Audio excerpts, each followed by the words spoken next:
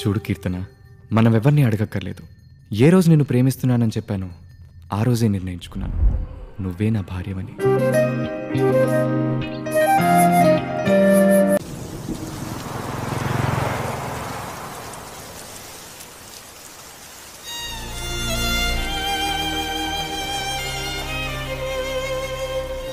ప్రతి సంవత్సరం ఇక్కడికి వచ్చి ఇలా నుంచోవడం వల్ల ఏ ప్రయోజనం లేదురా.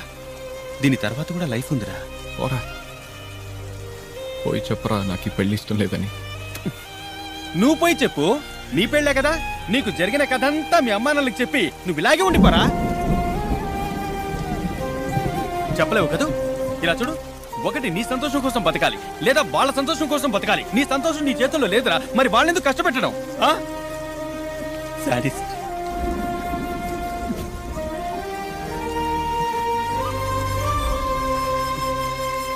రే జాన్, లవ్ ఫెయిల్ అయ్యాక లైఫ్ లేదనుకుంటే 25 ఏళ్ల వయసు తర్వాత ఎవ్వరూ బతకర్రా. నీకు పెళ్ళైందని నీకు నాకు మాత్రమే తెలుసురా. ప్లీజ్ రా. ఎంతో మంది పెళ్ళిళ్ళు మనసుకు నచ్చినట్టు జరగడం లేదు, అయినా వాళ్ళు బతకట్లా. నీకెప్పుడు ఆ లైఫ్ నచ్చుతుందో అప్పుడే ఆ లైఫ్ మొదలెట్టు.